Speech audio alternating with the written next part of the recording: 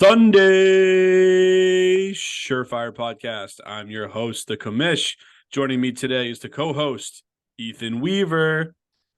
Commish, how we doing? Doing good, my man. Doing good.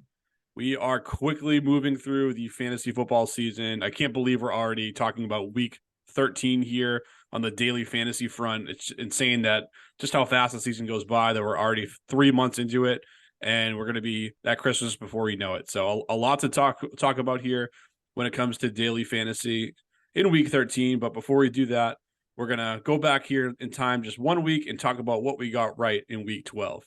You like that? You like that? And why don't you lead off here? Why don't you talk about what you got right last week? Yeah, last week was a decent week. I wasn't on the pod last week, but I did send my picks in, and I benefited with my bullish buy CMC, who had 33.9 points. So he obviously helped my DFS lineup. My pick six, I had Brandon Cooks, who had 17.2 at a cost of 4,500. And then I had the Cowboys defense, who had 16 points with a cost of 3,800. So not a bad week for myself. I know we had some pretty similar picks, so it was overall a good week for the boys. Sure was a lot of agreement last week, and Aaron had Brandon Cooks as well and CMC. Those guys were in my lineup too. Jaden Reed for Aaron and I. He was $4,200, scored 14 points. Took a quick victory lap on that one. I kind of knew they were going to get him involved with some rushing touches, and they sure did with Aaron Jones being out. So it's kind of fun to watch it kind of play out for once exactly how you think it's going to. That doesn't happen enough. And then the lastly here, Dallas Cowboys defense just kind of crushed for us as well. $3,800 to get them into your DraftKings lineup, but they scored 16 points, which was great. And that's it. That's what we got for week 12. So let us turn the page here. What they're going to talk about high profile players that you could drop into your DraftKings lineups this week. I know we're both actually, I know for a fact we're in agreement with this guy, and he's super expensive, but why don't you go ahead and tell me why you have Tyreek Hill as your bullish buy for week 13? It's so hard not to have Tyreek Hill in your lineup in week 13. He's going against the Washington Commanders, who are ranked 32nd against wide receivers. They're just, I mean, they're allowing points at will to the wide receiver position. Tyreek Hill, as you said, is very expensive, with a cost of $9,600. So you definitely need to pay to put him into your lineup. But I just think, obviously, Tyreek Hill is matchup proof. He just scores the Jets for 9 receptions, 102 yards, and a touchdown. And I just think what he's going to do against the 32nd ranked Commanders defense is just worth that price point. He is averaging 27.2 fantasy points per game, which is number one overall. He has scored 8 games over 25 points out of the 11 that he's played. He's just a walking 25 points. I mean, you pay the hefty price, but you're gonna get the production. Tyreek wants the receiving record, and I think the Dolphins are going to help him get there, and they're going to use this game to help that cause. I just think Tyreek Hill is going to get massive volume. He's already leading the league in target share with 33.7% and target rate at 36.2%. I expect big volume from Tyreek Hill, and I would not be surprised if he has a 35 fantasy point plus performance. He's just too good, and he's worth every penny.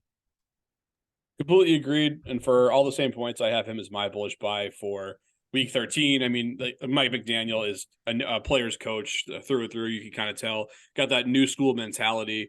And what better way to connect with those players to try to get a record like the receiving yards record that Cooper Kupp set a couple seasons ago. Why not have your guy Tyreek Hill try to do it? And it's not just lip service either. You mentioned his target metrics are off the charts good, and so they're backing that up with their actions as well. So they built Tyreek Hill is my bullish buy for week 13 too. Aaron gave us a little bit of a different approach here. He actually gave us 2 guys to talk about from the same game. Actually, he has Christian McCaffrey as well as AJ Brown in his lineup. So really expensive guys going up against one another. I mean, AJ Brown, he doesn't need too much of a sell job. He's just great player and all that. Had that ridiculous run earlier in the season where he had 125 plus receiving yards just about every week. It felt like CMC is a little bit sneakier where he has if you just look at the DraftKings matchups, every time you put a player into your lineup, they show you where the opponent ranks against that particular position. Philadelphia actually is number 1 in the league against opposing running backs when it comes to fantasy scoring.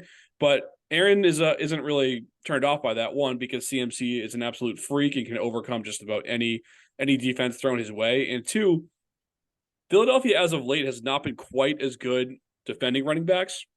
They're giving up a lot more in the way of like different gap runs and things like that. So I think he's kind of looking at that number 1 ranking and thinking people are going to be turned off to CMC this week for that reason. And he's using it as an opportunity to get a high profile stud like a CMC into his lineup while paying a little bit less than you might have to normally, still paying up a big chunk of change to get McCaffrey into his lineup, but he's not turned off by that matchup at all. So what do you think about those calls? I guess start with McCaffrey and then give me your thoughts on AJ Brown. I will never argue with anyone trying to get CMC into their lineup. He's essentially guaranteed to score a touchdown every week, and I think he's going to be heavily utilized in this game. So I have no complaints about CMC, even though the Philadelphia defense appears to be ranked very highly against opposing running backs. But I think CMC is just matchup proof. And then AJ Brown's kind of had 2 down weeks. He got saved the touchdown last week. I do think he's due for a bounce back AJ Brown day. So why not do it against the San Francisco 49ers in the game of the week? So I don't hate those calls. They're great players, and I like betting on great players. So no pushback from me on those two. Yeah, they're both great players in their own right. So I don't have too much to add either. These bullish buy categories, we really don't have too many, I guess, hardcore disagreements on if a guy should qualify for it or not. It's usually the best of the best that we talk about, so we don't get a ton of disagreement. So on that note, let's just keep the train moving here. We're going to go to our 2 deep section. This is where we talk about defenses. Can't forget about those defenses down there at the bottom of your lineup. And we certainly don't on this program. So let's talk about who we're plugging in there. I'll start this one. I'm going with the LA Rams, go at home against the Cleveland Browns. Costs $3,700 to put them into your lineup.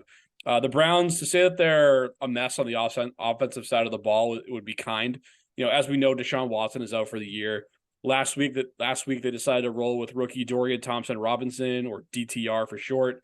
They went with him over the veteran PJ Walker. And sure enough, DTR gets hurt out there in Denver, goes down with a concussion. Walker gets back into the game. He plays less than a half of football. He throws an interception and gets sacked 4 times. So whether it's DTR and back into the lineup this week or PJ Walker suiting up for the Browns under center, I really just want a piece of this Rams defense in there because I just don't trust this team to move the ball at all without Deshaun Watson. In fact, in 2 games without Watson playing since his injury, the Browns haven't scored more than 13 points in a game. And it just gives the Rams themselves give me enough flexibility to squeeze in some other high profile pieces into my lineup. I have Brandon Ayuk too that I'm paying up for this week. So getting him next to Tyreek Hill, I kind of had to cut a little bit of a corner on defense. They are still amongst the top 5 or so in the pecking order in terms of paying up for defenses, but I'm just targeting this Cleveland offense that I want to go against, especially in a home spot here for the LA Rams. So give me your quick thoughts on that and let me know which defense you're plugging into your lineup in week 13. I always love playing defenses against struggling quarterbacks, and in the Cleveland Browns case, it's struggling quarterbacks, as you mentioned with DTR and Walker. I think that's a nice call. $3,700. I think the Rams are going to probably have a field day, especially if PJ Walker's out there. I mean, even DTR, he didn't play as bad as I thought he was gonna. His first start after Watson came back, because I know he had to start earlier in the season. It was dreadful. So I know I was starting defenses against DTR when he was making that start, and it didn't go as good as I would have hoped. But I do think the Rams have obviously a great matchup against the Cleveland Browns with their quarterback situation right now. As you alluded to, they can't really move the ball and score points. And it's funny, we think it'd be PJ Walker or maybe DTR. I'm actually seeing some things here that Joe Flacco might also suit up for this game. It's if you forgot that Joe Flacco was in the league, I can wholeheartedly forgive you for that. As it's been forever since he's done anything really of note in the league. So I'll just say confidently whether it's DTR, PJ Walker, Joe Flacco getting out there against this Rams defense, I'm gonna pull for Aaron Donald to have a field day in the backfield and sack whoever's under center there for the Rams. But I want to hear from you. Who were you rolling with this week on defense? Yeah, no, Joe Flacco. Yeah, welcome back. I know he was probably sitting on his couch the last few weeks. I was actually kind of surprised the Jets didn't try to bring him back. I thought he wasn't that bad for the Jets. I mean, yeah, he's better than Zach Wilson and Tim Boyle, which leads me into my defense, which is the Atlanta Falcons, who will be going up against Tim Boyle and the New York Jets. And I think anybody who saw that Black Friday game knows exactly why I'm picking the Atlanta Falcons. Tim Boyle cannot play and he cannot run this offense. Their offense is completely anemic, and I think Atlanta has their way with them.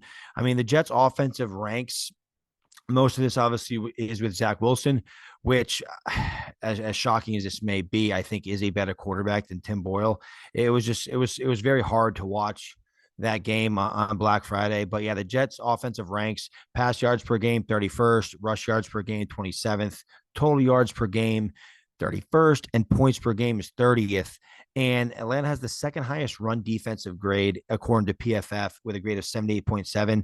So I think the Jets are going to be forced to throw the ball, and I think bad things are going to happen with Tim Boyle under center. So I was pumped to put the Atlanta Falcons into my lineup at a cost of 3,400, which is slightly cheaper than your Rams at 3,700.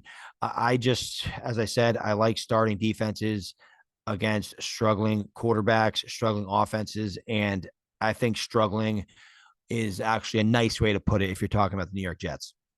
Yeah, they're a mess. I mean, our whole lives really the Jets have been a mess for the most part, and this year's no different. You could just feel that injury from Aaron Rodgers in Week 1 was going to permeate through the remainder of the season, and it sure enough it has. So I like the call. I mean, you want to start a defense against Tim Boyle, who was a hack in college, but he had a good workout or something one day, so he ends up in the NFL for like 5 years.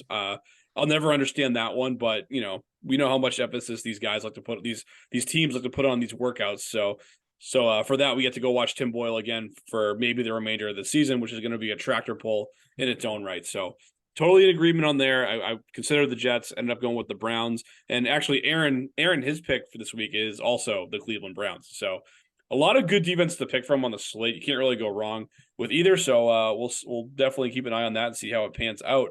But let's keep it moving here, man. Let's get to the pick six category. This is the spot where we're kind of making ends meet. Sometimes you got to ball out on a budget, and that's what we're going to try to do here with some of these cheaper players that you can spend less on, but still get a bang for your buck in the fantasy landscape. So just give me your first pick six guy, and let's hear who you're rolling with here when you're saving a little bit of money. I'm not sure if you have this player, but I would assume based on previous discussions and previous episodes, I think we may be in agreement on this player. I'm going to go Jalen Warren at 5,400. He's going against the Arizona Cardinals, who just got shredded by Kyren Williams. I mean, Kyren Williams, like welcome back. I really needed him on a couple of my fantasy teams, so it was nice to see him ball out. But I think Jalen Warren or Najee Harris are good calls. I went with Jalen Warren because I wanted the more explosive back who's going to get the targets and the receptions. Kyren Williams had 2 reception touchdowns against this defense this past weekend, and I think Jalen Warren has a big day. Per PFF, the Arizona Cardinals have the worst run defensive grade in the entire league with a grade of 48.6, and I think the Steelers run all over them. And Jalen Warren with a price of 5,400, I thought it was hard just to pass that up. I'm surprised he was that cheap considering how he's been playing. I know Najee had the better game last week, but Arizona just got scorched by the Rams, and I think the Pittsburgh Steelers can do similar things on the ground. So I was very excited to get Jalen Warren into my lineup. Yeah, I can tell you've been learning from our discussions from previous weeks regarding Jalen Warren, and I'm glad you're taking notes because he is also in my lineup as you alluded to. So Easy good, call. Easy call. easy call. Good paying attention on your part as well. So good for you. I had to fight the urge to not also put Najee Harris in my lineup too. I know. I hear you. Because I was struggling kind of with that too. I also, you mentioned Ayuk earlier. I was really struggling not to put him in my lineup. So I like that call too. I know you have to fight your phone every week to not put Brandon Ayuk in your Oh, lineup. every week. Yeah. So I mean that hey, I like Ayuk too. We're so we definitely have something going on that. But back to the Steelers Cardinals game here. Just I don't need much more of a sell job on Jalen Warren. He's getting the passing down where Kyron Williams eviscerated him last week. Last week was the first week of the post Matt Canada era in Pittsburgh on the offensive side of the ball, and they just lean into this running game.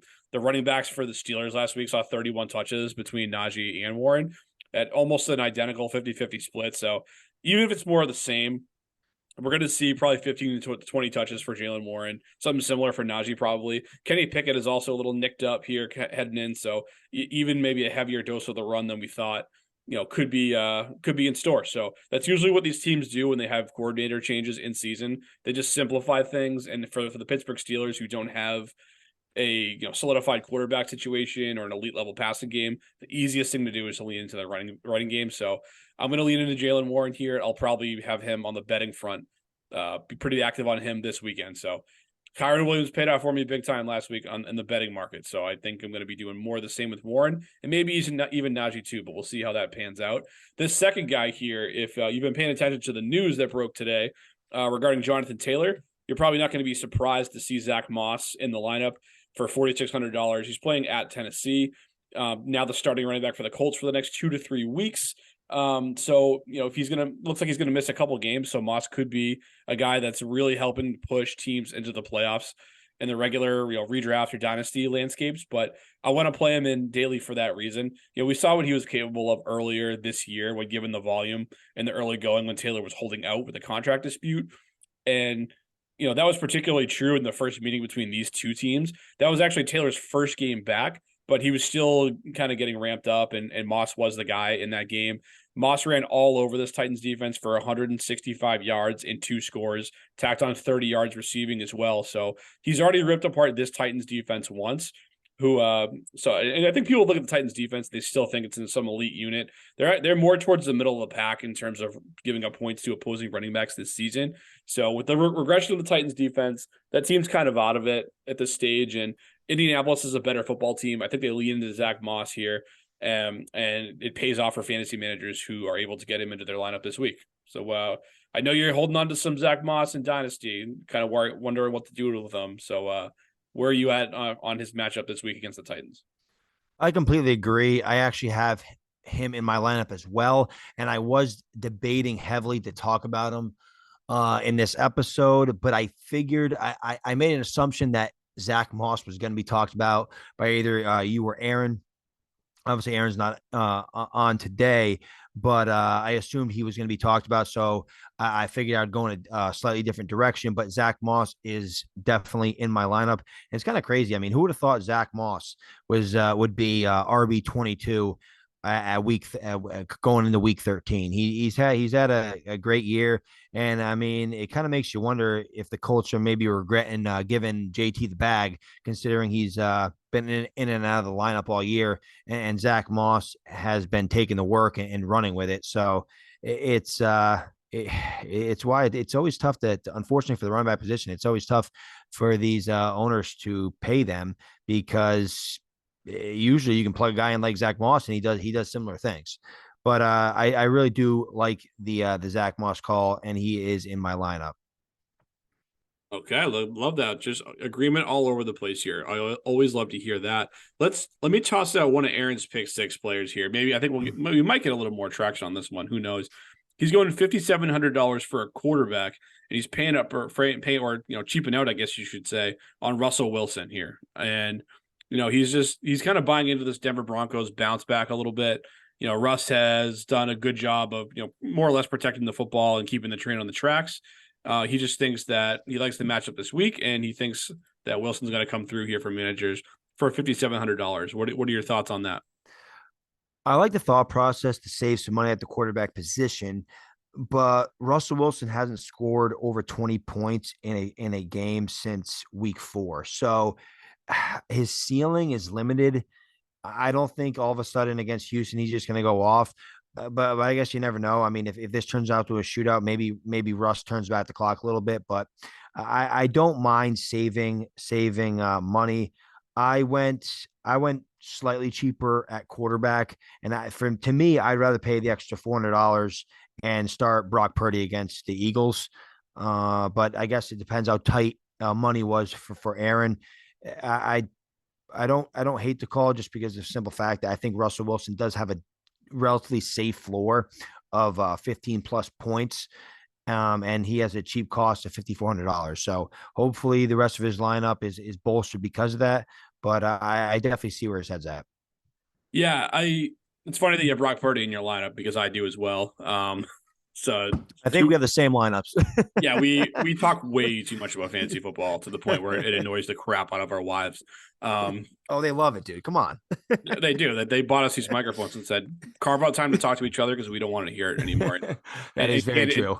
Objectively speaking, I don't think I can blame them for that, but here we are. And as far as the Russell Wilson call is concerned, I agree that it's not the highest upside pick in the world. So what I'll say is this: I mean, if you're playing at a cash game head to head against someone else and you went expensive elsewhere, like Aaron did with AJ Brown and CMC, I have no problem with this because you're just looking for that high floor to help you, kind of give you respectable production at the QB position while other players hopefully carry you to success elsewhere. So that's perfectly fine. I would not advise doing this in a tournament where you really need that high upside play. Wilson just doesn't have that big time, huge production output that we've seen in the past. So I would stick away from him in those bigger, deeper tournaments where you really got to crush it everywhere. But really just depends on what type of DFS game you're playing. So I won't nail that one too much here. And while we're talking about Aaron Downtown Brown here, let's just go to his second pick six player that he has for us. And this is Josh Downs for $5,100. He's been targeted 13 times last week. And they get the matchup here with this Titan secondary that we were kind of talking about a moment ago. At least they're on the defensive side of the ball. So, what are your thoughts on Josh Downs here for 5,100? I like the Downs call. He was actually in my lineup, and then I actually completely took him out. I love the 13 targets that he received. Unfortunately, he only caught 5 of them for 43 yards. So he was highly inefficient with those targets, and obviously had a kind of a low A dot, considering he only had 43 yards. But I do like the target share. Obviously, I mean 13 targets. They always say, hey, targets are earned.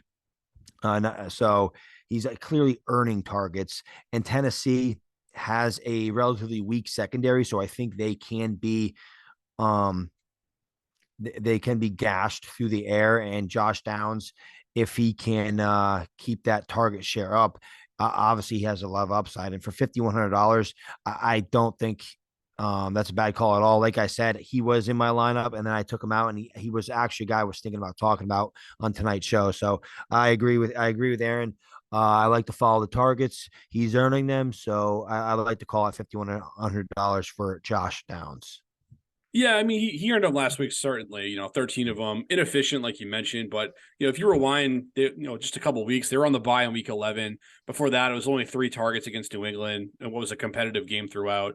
Only 1 target against the Carolina Panthers in week 9. So the target volume here has been a little bit hit or miss. I Well, will say that he did have a good showing against Tennessee last time they played, where he caught all 6 of his targets for 97 yards. So if he can replicate that type of production, you're going to love it at the price point. So there is some precedent for him playing well against this Titans secondary. So I could see it. I'm kind of on a fence about this one here. So I guess when I'm on the fence about something, I lean into whatever will lead to better content. So if you two are on board with him, I guess I'll take the opposite side of it and say that I'm out on Josh Downs this week, even though I can follow your logic on it.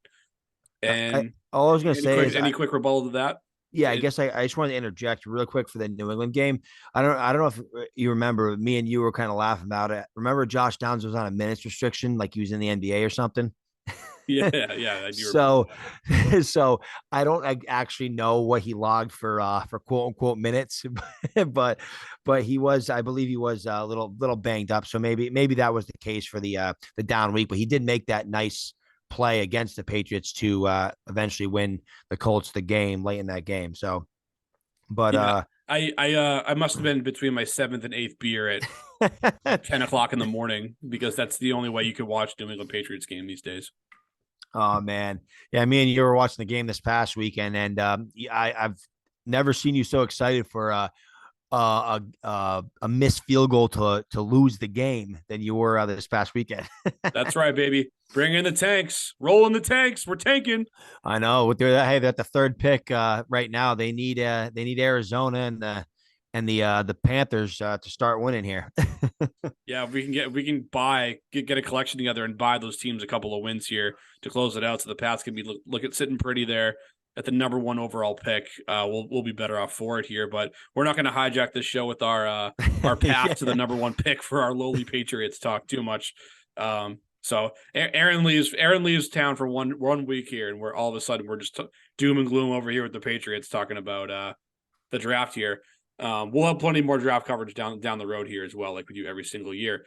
So I guess we'll go back to you here. Do you have anyone else you want to talk about here in the pick six category? Yes, for my second pick six player, as I said, I was debating between talking about Zach Moss, Josh Downs. I figured I'd change it up a little bit and go Curtis Samuel at a low price of 4,100. He had 12 targets this past weekend in a blowout loss against the Cowboys, but he had a very good day. He had 9 catches for 100 yards, and he seemed like he was kind of all the way back from that toe injury or foot injury. I believe he had. Samuel missed time in weeks 8 and 9. He missed like half the game in week 8, and then was out with that injury in week 9. And he was ejected in week 11 against the Giants. So this was kind of his first full game kind of back from that injury. And like I said, he had 12 targets, 9 catches for 100 yards. And now the Commanders are going against the Miami Dolphins. I think the Commanders are going to be down most of this game, probably all of this game. And this has the highest over under on the slate with a 49.5. I think Sam Howell is going to have to do what he does best, and that's chuck the ball. He leads the league with 486 pass attempts. The next closest is Josh Allen with 433. And like I said, I think the Commanders are going to be chucking the ball. I think Curtis Samuel is going to get a lot of targets, and I think he has a chance to have a big day.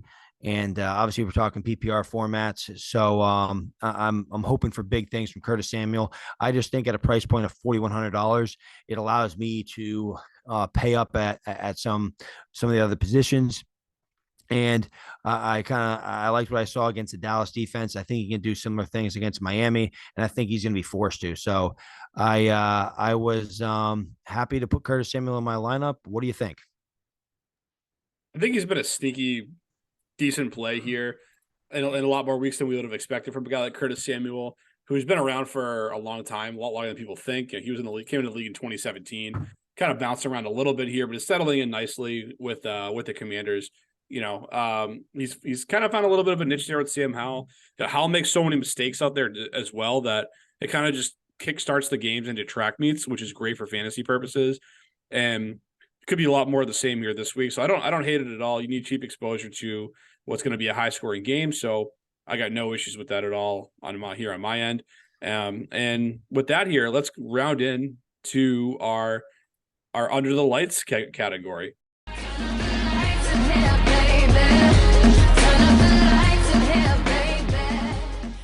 And in this one here, we have a matchup of the Dallas Cowboys. They're playing at home against the Seattle Seahawks. Dallas is a 9-point favorite, and the over-under per DraftKings Sportsbook is 46.5 in this one. And remember, both of these teams played on Thanksgiving, so this is a rare case of a Thursday night game where both teams are on a regular 7 days rest. And the Cowboys here, I'll just give you my thoughts here off the top. The Cowboys, one of the hottest teams in the NFL as of late, won 3 consecutive games by margins of 32, 23, and 35 points. Granted, those wins have all come against some of the worst teams in the league, but I think they do keep the train rolling here and come out on top with a win in this one. And I think they're also going to cover in the process, cover that 9-point spread. And Seattle, to me, they're just a team they're technically in the playoff mix, but they just don't really have enough to ever be a serious threat. Kenneth Walker's already been ruled out for this one. Geno Smith has struggled against good defenses as of late. So I think by and large, Dallas is just one of those squads that they beat the teams that they're supposed to beat, and then they lose to the truly elite teams. But Seattle's far from elite, so I'm happy to lay the 9 points on the Cowboys at home this Thursday night here. Those are my quick thoughts on the game, Ethan. How do you see this one playing out in Big D on Thursday night? Not to agree on everything tonight, but I do agree with you. I think the Cowboys are going to roll the Seahawks. I just think the Seahawks aren't a very good football team right now. I think Geno Smith is starting to turn into a pumpkin, and I think the Cowboys roll, and I believe they easily cover that spread. So I'm in complete agreement with you this evening. Well, attaboy then. Maybe we'll lather up on a little parlay on Thursday night, and maybe we'll drop that in the Discord chat as well. And if you're not currently a member of our Discord, well, you're definitely missing out on a great community there. Totally free to get into our Discord.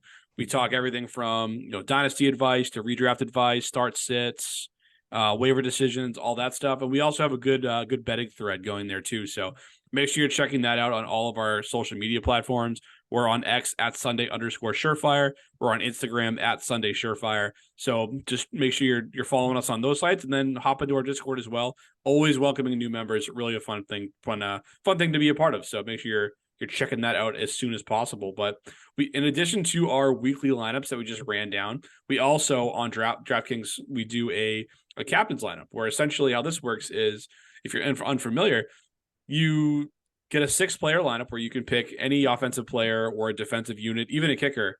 You can put 6 guys into your lineup, making it fit under a salary cap. However, there's a unique feature in these captain's games where you can select one player to be your captain for that week. They cost 1.5 times the normal cost against the cap, that's as another player would if they were not in your captain slot. But you also get 1.5 times the points for putting that player there. So usually you want to build it out in a manner in which where you think the highest scoring player in the game is going to be in that captain spot, so you can reap the rewards of those big time points, taking advantage of the bonus. But I'll throw Aaron's pick out here first, and you can react to that before we dive into your captain's pick, Ethan.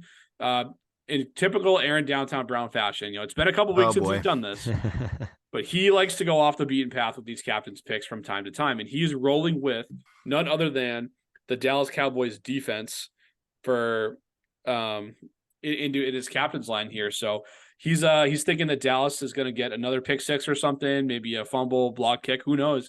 But he likes their chances this Thursday against the Seahawks team that's been rapidly regressing here. So give me your thoughts on his defensive call out as his captain, and then just dive right into your captain's pick.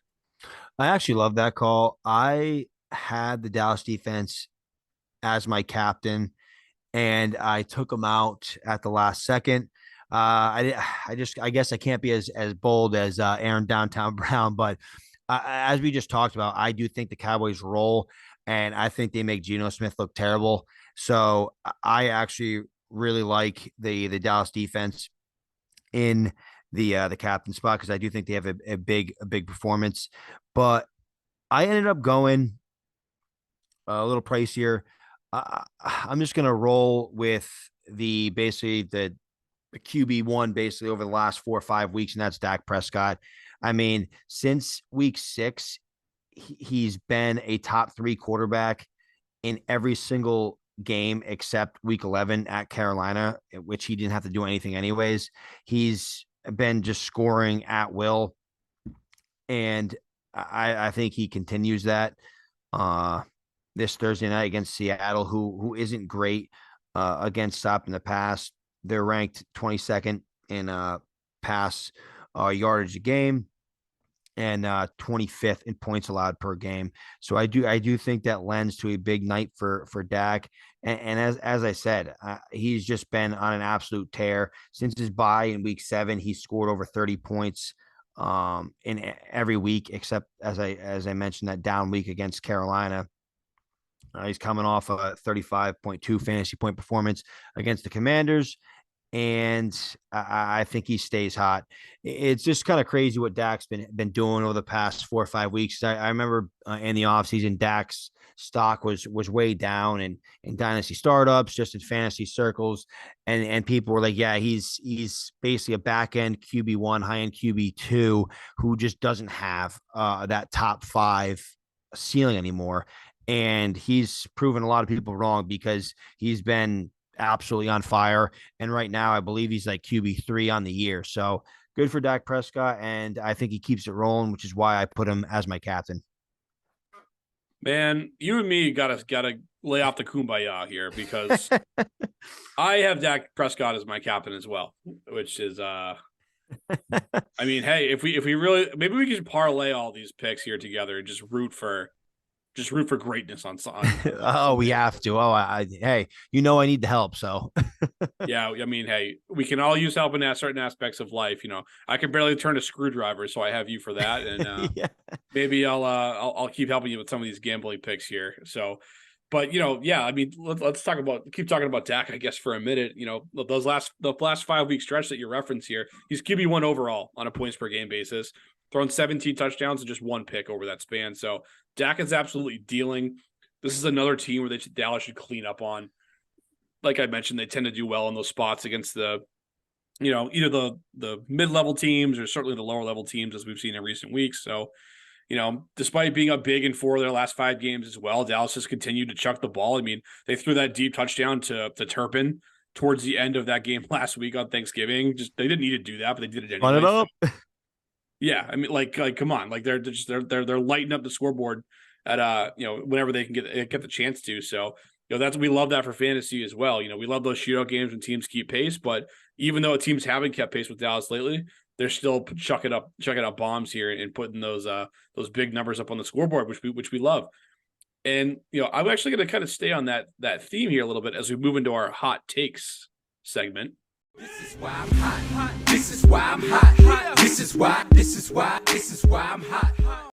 And my hot take here is actually centered around one Dak Prescott, who we just gave a nice long standing ovation to. So I'm going to keep it going. I'm going to say he throws at least 3 touchdowns and Dallas wins this game by at least 3 scores here. So for betting purposes, let's call it a 16.5-point spread that the Cowboys will cover. And Dak also has, we'll say overall that he scores 3 total touchdowns here, whether it's passing, rushing. You never know what you're going to get with him. 3 scores from Dak, however you can get it, and at least a 16.5-point spread that the Cowboys are going to cover. I like it. I have Dak in a lot of places, so I hope that comes true. And I do think the Cowboys just dominate the Seahawks. I just think the Seahawks are not a dumpster fire, but they just Geno Smith and that offense. I just think they're trending in the wrong direction. I think it's going to be ugly for them Thursday night. So like the call, and I will go into my hot take, and I'm going to piggyback off my bullish buy with Tyreek Hill, and I'm going to say he goes over 200 yards against the Washington Commanders. So big day for Tyreek Hill. Always love to hear that from guys that I also have going places. So nothing wrong with betting against your bullish buy in a killer matchup. So I like that one too. 200 yards is a big number. I mean, if I'm you, I'm tossing an anytime touchdown prop into that too, because, if the man's going to run up and down the football field twice, like he's probably going to find himself in the end zone. He's probably going to make a trip to pay dirt is a safe assessment. So that's my quick little betting advice on that. You should do it. And Aaron also has a hot take for us, but he's not going to share it on the podcast here. Kind of a buzzkill, but he will be posting it on our Discord channel, which is awesome. So again, if you want to get access to Aaron's hot take, you should do that, because he also hit on his hot take last week here. We did not mention that in the Told You So's, but his hot take from a week ago panned out great. He had a plus 1,200 odds going in a parlay.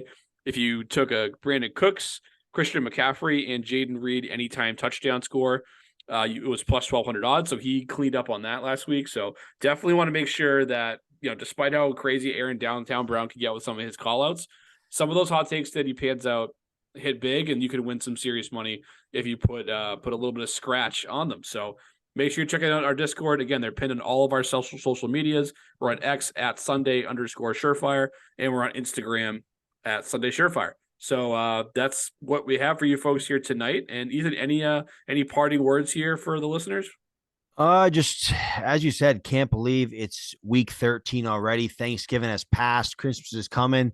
The fantasy playoffs are almost upon us. So just trying to go into the last stretch strong and hopefully for our redraft leagues getting those playoff spots. So it's going to be an exciting couple of weeks.